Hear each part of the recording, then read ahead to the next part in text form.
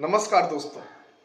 7 राज्यों की विधानसभा सीटों पर हुए उपचुनाव के नतीजों का ऐलान हो गया है। लोकसभा चुनाव के बाद एक बार फिर से इंडिया अलायंस का दबदबा देखने को मिला। आपको बता दें 13 सीटों पर बाई इलेक्शन हुआ है 7 राज्यों के, जिसमें से 13 सीटों में से 4 सीटों पर कांग्रेस और 4 सीटों पर टीएमसी ने सर्वाधिक जीत हासिल की है। 2 सीटों पर भारतीय जनता पार्टी और तमिलनाडु की एक सीट पर डीएमके ने वह फिर से अपनी सीट को फिर से जीतने में कामयाब हुई है और पंजाब की एक सीट पर आम आदमी पार्टी ने अपनी सीट को फिर से रिटर्न किया है। इन सब चुनावों के बाद जो एक विधानसभा का जो चुनाव हुआ वो सबसे ज्यादा हाईलाइट रहा, वो रहा उत्तराखंड की बद्रीनाथ सीट। उत्तराखंड जिसे हम देवभूमि कहते हैं, जहां पर हम ये मानते हैं कि वहां पे देवताओं का निवास है, हमारे भगवान का निवास है। उस धरा पर, उस भूमि पर भारतीय जनता पार्टी को 2 की 2 सीटों पर हार मिली है।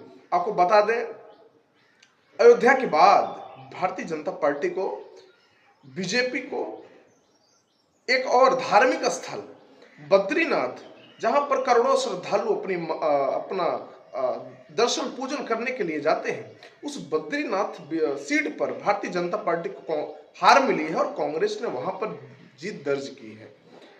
यहां पर कांग्रेस के लखपत सिंह बुटेला जी ने भारतीय जनता पार्टी को राजेंद्र भंडारी जी को 5000 वोटों से हराकर जीत दर्ज की है। अगर इसके अलावा उत्तराखंड की एक और सीट मैंगलोर, वो सीट भी भारतीय जनता पार्टी ने वो सीट भी हारी है। वहां पर भी कांग्रेस ने एक जबरदस्त जीत हासिल की है। आपको बता दें उत्तराखंड में भारतीय जनता पार्टी की सरकार है। वहां के मुख्यमंत्री जो है पुष्कर सिंह धामी जी हैं। पुष्कर सिंह धामी जी को ये आत्मचिंतन करना होगा कि आखिर भारतीय जनता पार्टी किन वजहों से 2 हुए उपचुनाव में, विधानसभा उपचुनाव में किन वजहों से ये सीटें हारी हैं दोस्तों। और आपको बता दें कि हिमाचल प्रदेश की 3 सीटों पर लोकसभा चुनाव मतलब बाई इलेक्शन था, विधानसभा चुनाव का बाई इलेक्शन था। उसमें से 2 सीटों पर भारतीय जनता पार्टी को जिन्होंने पिछली बार जीता था उनको इस बार हार मिला है। और जो भारतीय जनता पार्टी की ने एकमात्र सीट हिमाचल प्रदेश में जीत हासिल की है वो है हमीरपुर सीट। हमीरपुर सीट पिछली बार भारतीय जनता पार्टी हारी थी, हालांकि इस बार उसको जीती है। उसके साथ भारतीय जनता पार्टी पिछली बार की 2 जो सीटें जीती थी उन सीटों को भारतीय जनता पार्टी को हार मिली है। दोहरा और नालागढ़ सीट जो थी हिमाचल प्रदेश, वहां पर भारतीय जनता पार्टी को हार मिली है। अब दोस्तों आपको हम 7 राज्यों की 13 लोकसभा सीटों पर बताएंगे कि किस पार्टी को कहां से जीत मिली है, कहां से हार मिली है, पिछली बार कौन जीता था और इस बार बाई इलेक्शन में कौन जीता है। पश्चिम बंगाल से हम शुरुआत करेंगे। पश्चिम बंगाल की रायगंज सीट पिछली बार भारतीय जनता पार्टी ने जीत हासिल की थी, इस बार टीएमसी ने जीती है। पश्चिम बंगाल की रानाघाट साउथ से पिछली बार बीजेपी ने जीत हासिल की, इस बार टीएमसी ने जीत हासिल की है। पश्चिम बंगाल के मानिक तला सीट से बीजेपी ने, टीएमसी पिछली बार जीत हासिल की थी, इस बार भी टीएमसी ने जीत हासिल की है। बागदा सीट से पिछली बार बीजेपी ने जीत हासिल की थी, इस बार टीएमसी ने बाई इलेक्शन में बीजेपी को हराया है।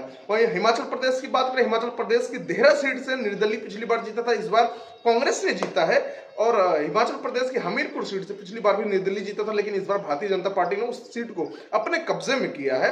और हिमाचल प्रदेश की नालागढ़ सीट है, पिछली बार निर्दलीय जीता था, इस बार बाई इलेक्शन में हुए चुनाव में कांग्रेस ने उस सीट को जीतने में कामयाब हुई है।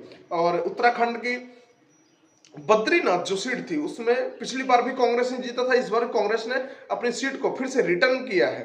और उत्तराखंड की मैंगलोर सीट पिछली बार बहुजन समाज पार्टी ने जीता था और इस बार कांग्रेस ने जीता है। बिहार की एकमात्र सीट जहां पर बाई इलेक्शन हुआ विधानसभा का, वहां रुपौली सीट, रुपौली विधानसभा में एक निर्दलीय प्रत्याशी में आरजेडी की बीमा भारती को एक करारी शिकस्त देते हुए जीत हासिल की है। और पंजाब के जलंधर वेस्ट सीट से आम आदमी पार्टी ने अपने सीट को रिटर्न किया है। और एमपी की अमरवाड़ा सीट जो छिंदवाड़ा डिस्ट्रिक्ट में आती है, अमरवाड़ा विधानसभा सीट में बाई इलेक्शन हुआ है। विधानसभा जो छिंदवाड़ा लोकसभा क्षेत्र आता है वहां पे कहा जाता है कमलनाथ जी का गढ़ है। कांग्रेस के दिग्गज नेता और एमपी के पूर्व मुख्यमंत्री कमलनाथ जी का जो गढ़ है छिंदवाड़ा, उसके अंतर्गत आता है अमरवाड़ा कांग्रेस ने पिछली बार जीता था। इस बार बाई इलेक्शन में भारतीय जनता पार्टी ने कांग्रेस के गढ़ में जाकर के कांग्रेस को हराया है।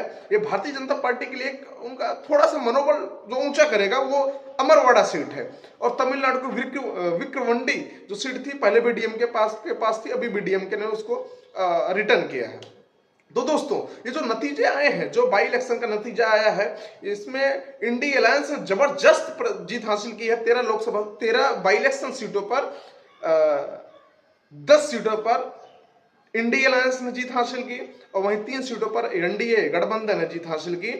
क्या इस जो रिजल्ट आया, इस रिजल्ट से ये देखने को मिला कि क्या इंडी अलायंस का जो उन्होंने एकजुट होकर के चुनाव लड़ा, क्या उनको इसका फायदा हुआ है? सबसे ज्यादा फायदा उनको उसमें क्या कांग्रेस को हुआ है? क्या भारतीय जनता पार्टी को समीक्षा करनी चाहिए?